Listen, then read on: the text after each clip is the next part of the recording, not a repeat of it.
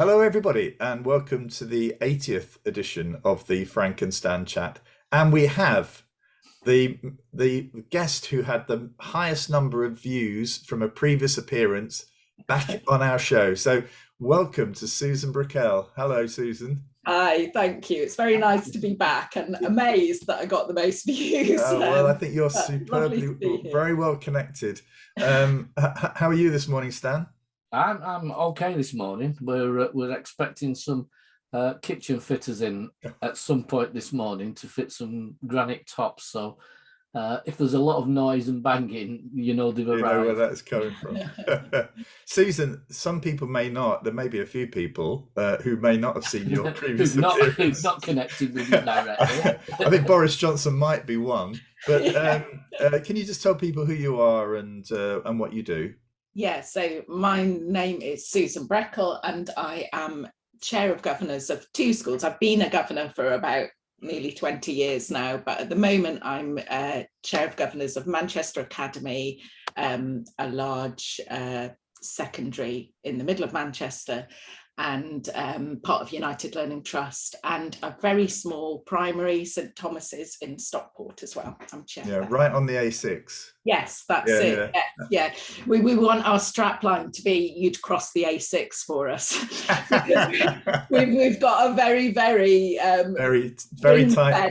tight site, isn't it? Right on the edge, and by the traffic lights there. Yes, that's so. Right. Well, it's great to have you back, and well, been another hectic week in education. We're going to dive into this now, 30 minutes or so. We have no idea where it's going to lead. We have no idea what anyone's going to say. But anyway, we're going to plow on. So, Stan, what's caught your eye this week? I think I would like to start with parties that never existed, to which I wasn't invited because they didn't exist.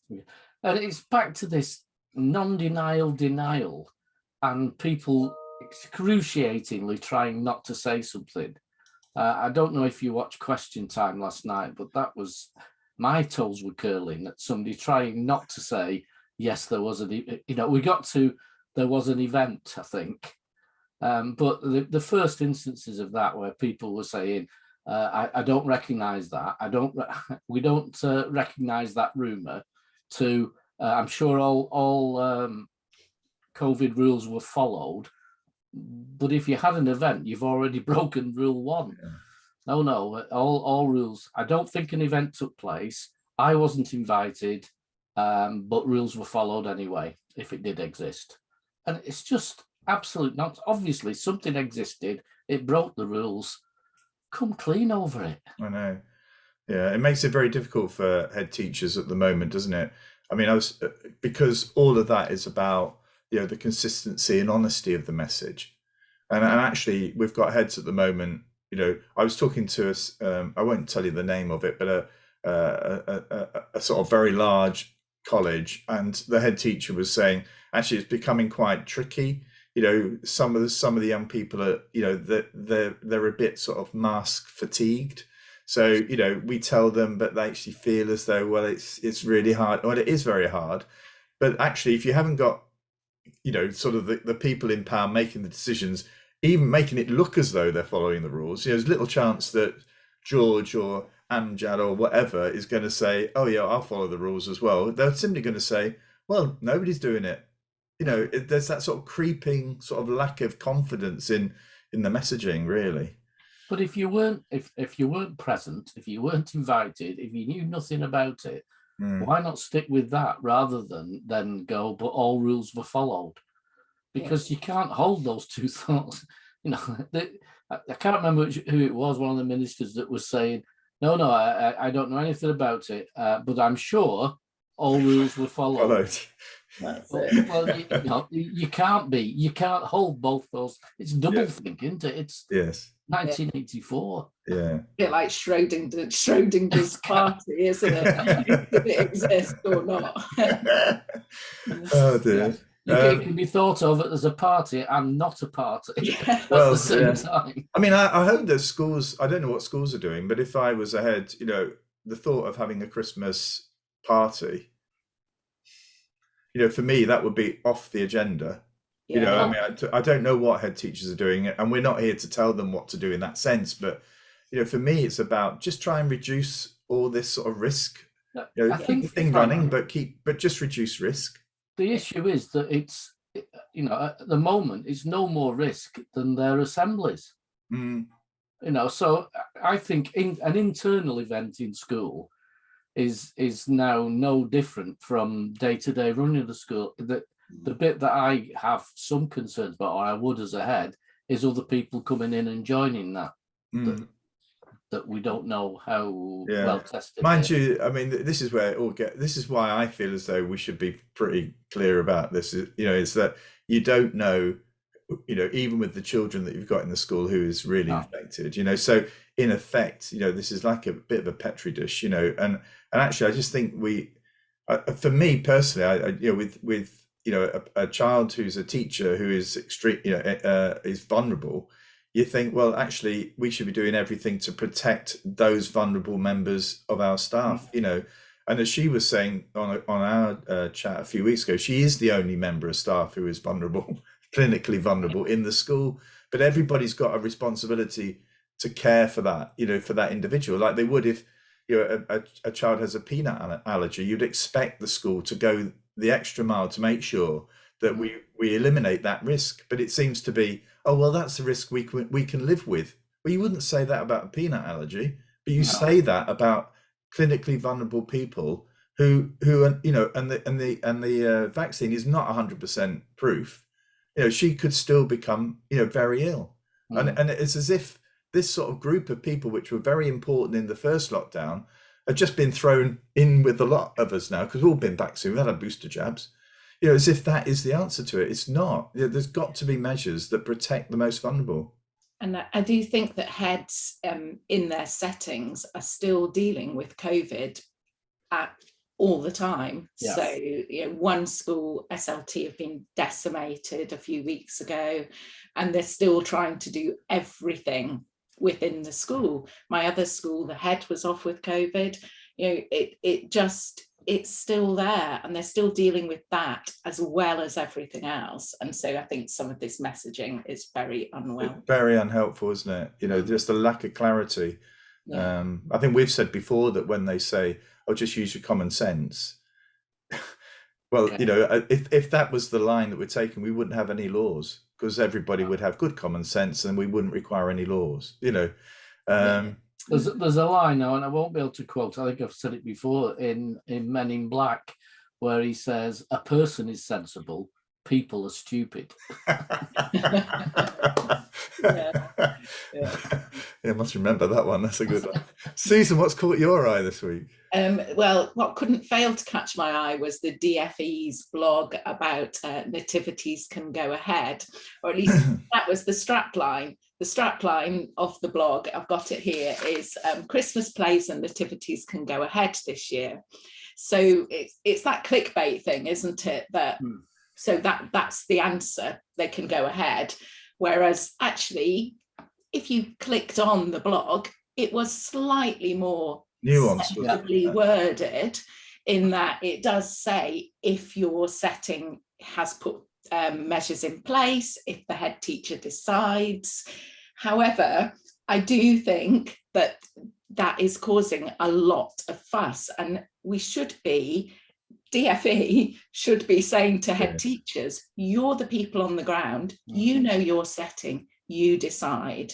They've done that in many occasions over the last 2 years, where when it chooses them to do that. Yes, that's it, because they don't want that comeback, and this is it again, isn't it? That I feel as though, and it's a bit of a wider thing for me about values-led communication, that is what we want, and I don't see we're seeing it in any part of public life at the moment. Ofsted, DFE, the messages that they're putting out do not reflect the values you would hope people had at this time. I think, because I did the same as you, Susan. I thought, well, let me read the actual thing, because at the moment I'm reacting to that line that the DFE said they will go ahead. Yeah. And actually, when you read it, it does give all those cautions. It even suggests that the parents in the audience should be wearing masks. Yeah. And so it's not quite the headline that some of the press have grabbed. And I think it, not that it's for me to come to the defence of the DfE, but it's that headline that then the newspapers took. That the government says Nativity should go ahead. It was changed to. And there are quite a lot of in the text of the blog, quite a lot of cautions. It does say, virtually at the discretion of the head of the setting, ventilation has to be in place. In a crowded place, people should be wearing masks. So all those are there, but obviously not headline grabbers. No. And so we get the response, which I would have responded in the same way if I'd seen the headline Nativity will go ahead. I'd have been saying, depending on whether I think it's safe or not. As a head. But there's this comms side of it is where, there's the DfE comms team are probably thinking, what's a catchy headline?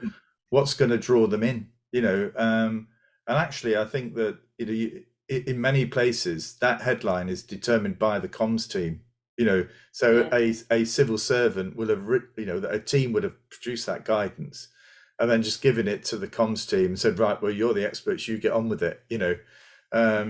So I think that if that comms team had actually run it past the team that had produced it, they probably would. I would hope they would say, well, actually, I don't think that's quite right. But then it's the battle of, well, who determines the comms strategy, and I suspect that's the comms team. It would be interesting to see the actual press release that went out, not the blog, but the press release that went out to the press to see if that had the headline Nativities will go ahead. Because I think there's a lot to be said in that, Frank, that often I read communications, say from Ofsted, say from head teachers even, that I think, oh my goodness, why did no one reread that? Yes. And think, and in this day and age with social media, when a screenshot can then get shared and shared and shared, and what you've put out that might have been just written in a rush or at the end of a very bad day, but then is shared, and you think, oh, are they the values that I want to go out to the wider world from my school? And with DfE and Ofsted, and I can see how head teachers do it in a high pressured time, but DfE and Ofsted, I feel as though they should have enough people checking what's going out, like the Ofsted messaging, we're ensuring children are getting the best deal that they can at the moment. Well, the implication in that being that if they weren't there, they wouldn't be. I find quite offensive, to be honest. It's interesting when you it gets to the heart of what are the key performance indicators for the comms team. At the end of the day, is it, we need everybody to know this. We've got to get it on the front page of every national newspaper. Then actually, you're tempted then to go for the rather sort of vague, but rather sort of catchy title, to the headline, than it is actually the accuracy of it, ensuring that all sort of nativity events go on smoothly. There's no outbreak of COVID drawn from those. Whatever your key performance indicator is, then actually that's going to drive you to do the thing that you're being paid to do. And equally, as a head teacher or a school leader or a teacher, in this time, just to see that as a headline is like a body blow to autonomy. To let me wrestle my way through this. We've done this now for nearly 2 years. The last thing I need is somebody external in headlines saying what I'm going to do is already wrong. There was a head yesterday on Twitter, I don't know if you saw it, saying that he was spending the evening thinking of Christmas things he could cancel to upset the world. Actually, I've said before, I think I'm staggered. Actually, nativity plays make the country feel as though it's entirely Christian. You know what I mean? It's as if I don't know why this all comes out at this time when actually a lot of the people pushing for nativity plays are not Christian. It's like a little show. It's I a think sweet so. little show. Yeah. They forget the meaning behind it. I think there's a lot of things, though, Frank, that become cultural and traditional rather than religious. Yeah. So I suggested if they wanted to disrupt things further, they could organise a winter sports day and then cancel it. Cancel it because of ice on the field. Yeah, that would deflect from the other things that had been cancelled. Yeah. Well, what's caught my eye? Well, I've got two things. One, if I go for this, then we've got to talk about Ofsted complaints afterwards, because somebody asked us to just chat about that, and I think we haven't talked about that process. But I'm going for procurement. Actually, we've had the National Audit Office has indicated that the procurement process for PPE has not been as secure as it ought to have been. But actually, the former Secretary of State for Health and Social Care is embroiled in a row over a particular contract, which allegedly, well, it did end up going to a local pub owner, and there is sort of like it's slightly unraveling for the minister at the moment.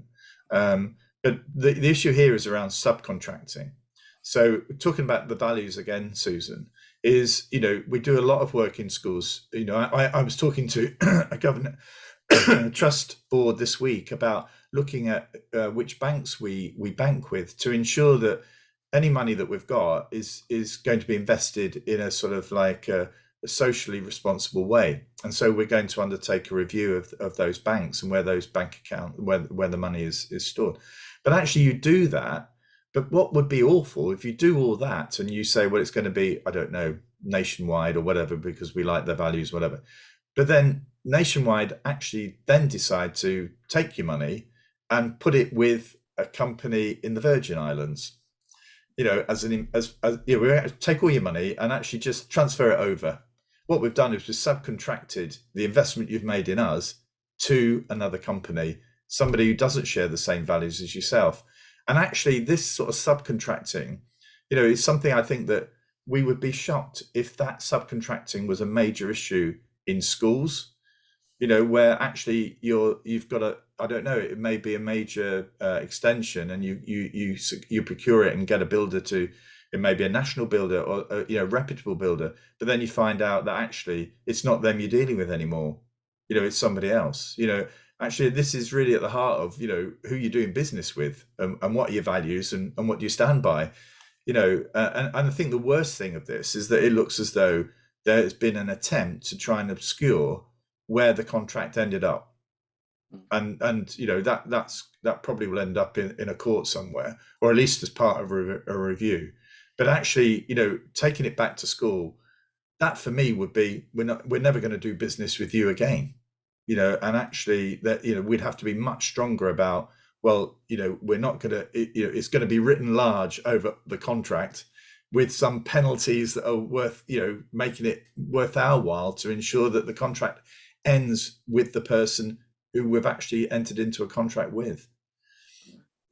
I think, obviously when I was working in a local authority, there were a lot of issues with procurement because they didn't have their head into a traded service, which were the services I was running. But I have to say that there were two things that always came to the bottom line. One is it's taxpayers' money. Yeah. It doesn't belong, this is the people of Lancashire are paying for this, so you need to be able to justify it. And the other thing was the rules and regs that went through it, that at the end of it, you felt as though, well, I've done it right. Yeah. Because audit have been on, somebody's been on. The only time we had real fun was trying to run a conference with a very high profile speaker. The cost for the speaker was £10,000. What? For the day. We still with the conference would have more than covered the cost.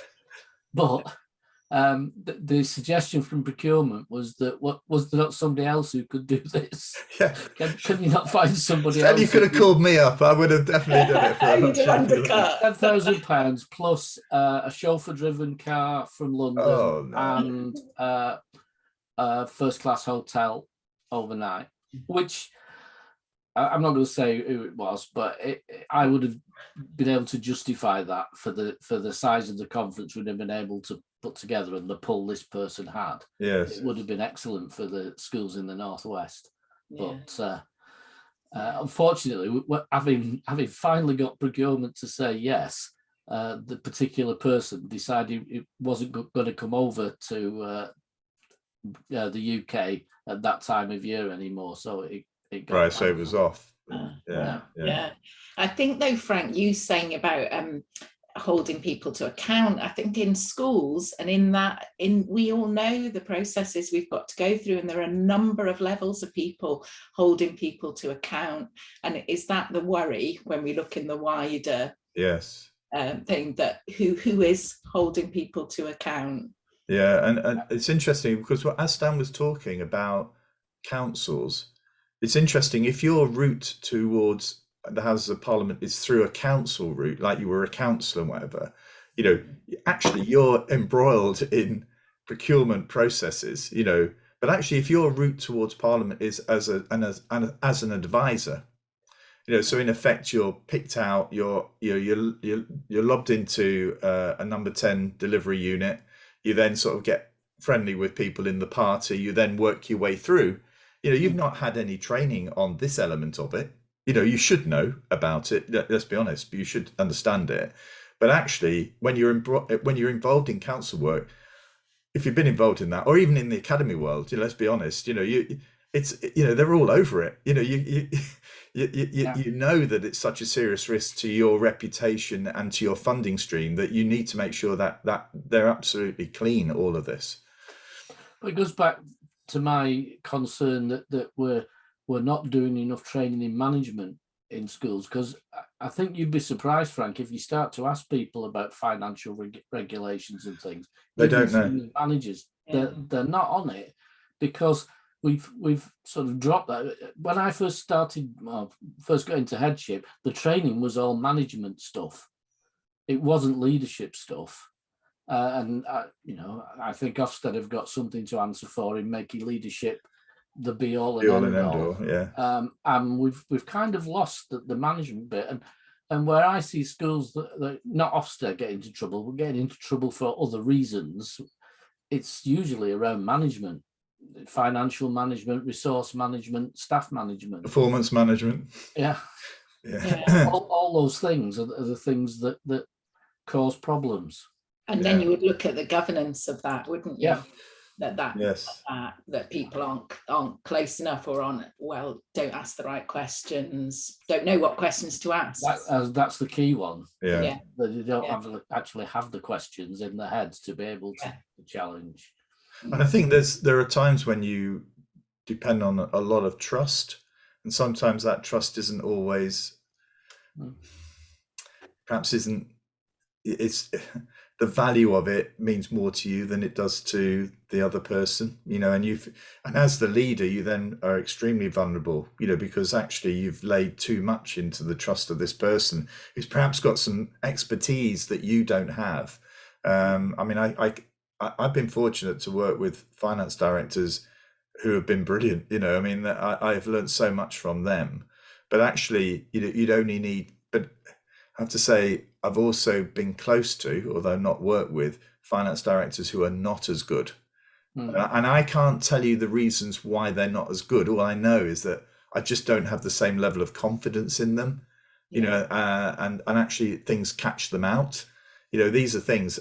But it's not so much the questions I ask, but it's just, I don't know, it's just something that you feel, and in a way that, going back to procurement, you feel as though this feels dodgy, and it feels dirty, and it feels, immoral, and it feels, whatever the reasons, the panic that everybody was in, things don't seem right here, and it's smelling, and it doesn't do anybody, it doesn't do us as citizens any good to feel that sense of of disappointment in the way that people have acted.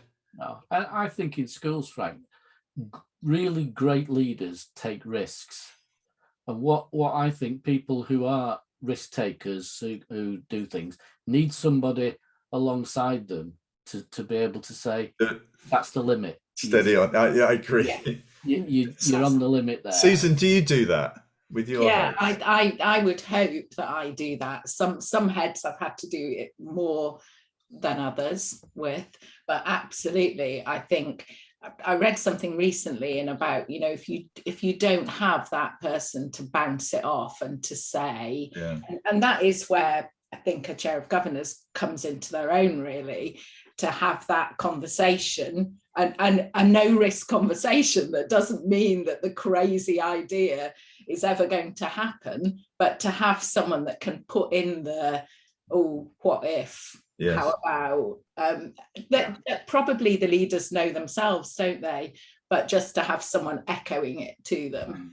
I think the good leaders, the sort of reflective leaders have that, but I've seen leaders who just, they're a bit gun-ho, really. You know, I think that there's a sense of, well, you know, their barometer, their risk barometer is completely out of sync with mine. You know what I mean? Yeah. I think some of that can happen, Frank, when, and you know, I'm careful how I say it, but schools that become outstanding think they you know, it's almost the government bit. I'm above all this. Yes. You know, and I know that, you know, there's risks to take and there's wins to gain by taking risks. And I just think if you continue to take risks and it keeps winning for you, and there's nobody there saying stop, at some point it goes too far. Yeah, and going back to those, you know, 7 signs of ethical collapse, which I refer to all the time with Marianne Jennings, you know, that's one of the indicators. You know, and also one of your leader then gets a little bit arrogant, you know, and in a way things sort of like roll. Well, you forgive things that happen. You feel uncomfortable with things, but actually you let them go because actually we've got a track record of success here, you know. And it's funny how that I'm interested in how those schools transfer leadership to somebody else. How difficult that must be. Yeah. In some cases, Frank, though, the culture of the school becomes in the reflection of the leader, and so the senior management team don't see problems with the way it's going, and because they are in tune with the culture, it's very easy for the governors to see them as natural successors. Yes. So it rolls on. Yeah. And I've had this conversation with people and said, oh, you know, because governors hold the vision, and they have that for the school. But sometimes I think, you know, for various reasons that can get lost, and the vision can become the leader's vision. Yes. Only the leader's vision. I think the point you said there, Susan, about the governors or trustees having the vision, is absolutely right. Really and the CEO and the head teacher, you know, are there to deliver that vision. And too often, you know, this is the point I make about, and I'm sorry if your head teachers are in this position. You know, I personally don't think the head teacher should be a trustee or have a voting right as a governor. Yeah, because that clouds then their responsibility. You know, I can't in a way be held to account for the governor's vision if actually I am a governor. You know, I think it's just about, for me, it's about the responsibilities and where they sit in it more than, because I'm sure that this can work through really well, and there are not, you know, probably thousands of schools where there's not a problem, but when you do get a problem, that often is the reason, you know, where that relationship has got far too close. People are connected with each other, you know, and decision making is obscured, I think, by that. One thing I wanted to talk about in the time that's left is because we had somebody tweeted me or contacted me and said, you know, can you just spend a little bit of time on Ofsted complaints, because they're unsure how that process works. And as somebody who's, I can tell you now, I've done hundreds of these in my time with Ofsted. And I don't know now whether I left in September 2012, and things have moved on. Although I have to say, what you do when you look at a complaint is you immediately look at the evidence base. You tie up the evidence base to the report, and you then end up seeing whether or not there's sufficient evidence and how it's been evaluated to see whether or not the judgment, which is generally the issue that's at stake, is actually accurate. The thing for me, though, is that it goes before this, and Stan, you'll be familiar with this. You know that you're going to make a school, for example, you're going to put it into special measures.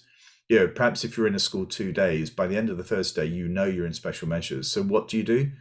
You go and find the evidence and make sure you've got it weighted down so that it is special measures. So it's not, in a way, the complaint is affected by the fact that conscious decisions were made within the inspection to perhaps not view certain types of evidence in order to weigh down the evidence, so that that if you were challenged, you've really got bucket loads of it, and in a way that unbalances, in my view, the inspection that you're undertaking. Now there will be inspectors out there say, well, we don't do that. We always go and make sure we say to the heads, can you give us work that we can see that that you're proud of and that sort of stuff. Yes, I know, but the lead inspector's mind is at that point about this could be subject to challenge, and how are we going to make sure that we've got enough there to make this stick.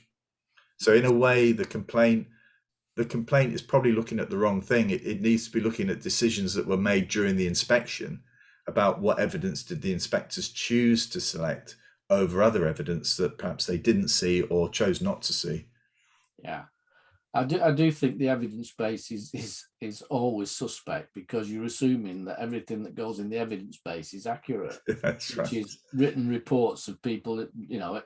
In my day, it was mainly lesson observations. So it was what one person saw in a lesson might well influence the rest of the inspection. And as well as I do, Frank, when you lead an inspection with some people and you challenge their view, you can get them to see a very different. I'm thinking more on a positive note rather than negative. I can remember working with somebody who was really concerned about a foundation subject, and I said, well, that's not the picture I've got. I've seen some lessons and it's been very positive. I think you need to go and look again at some of the, and then at the end of the inspection, the conclusion was actually, it was more positive. I just, this particular inspector had just seen some poor practice and sort of accumulated that into everything that was going on. Yes. It's easy to do. I mean, in those days, we were reporting a paragraph on every subject. I know. As much as it is. We may have seen one lesson. Lesson. Yeah, for all subjects. And I think that was partly the reason why the drive towards shorter inspections, which were just about, not about each subject, were about just overall effectiveness. It was. I'm not saying it was a health check or anything like that, but in a way, in 2005, the desire to draw schools into the process by putting emphasis on self-evaluation was critically important in actually trying to give them the opportunity to present evidence to the inspectors. It feels, it feels slightly different now. I mean, it's difficult for us because it's difficult for the chief inspector, on a complaint when it comes through for clearing. You're just led by what the HMI or what the inspection team did. And I wonder how many overturned, and not that there's been many, inspection judgments you can have before the edifice starts crumbling a bit. That was always in our mind about, well, 1 could lead to 2, 2 could lead to 3, 5 could lead to 10, and how many of those do you need before people start to say, there's no reliability in this at all, is there? Yeah. I mean, then the key question is, well, who handles a complaint against Ofsted? Who does, Frank? Well, Ofsted do. Yeah, they do. So that's like any other organisation, isn't it, that look after their own. If you've got a complaint on governance in a school, it's usually somebody else who comes in to review governance. It's not the governors will sit down and talk about it amongst themselves and decide. Yeah. I just think there needs to be an independent arbiter that deals with the complaints, and that way, if they are still saying that 98% of them are not overturned, then fine. If it's somebody independent with an independent view, I can live with that. Mm. The fact that we know that Ofsted manages its own complaints means it's very unlikely that complaints are going to be upheld. I think also that encourages people not to complain. I think people have a very low confidence in People are in scared a as process well. like that. I know. Yeah. I've got a good, but it was a really horrible inspection.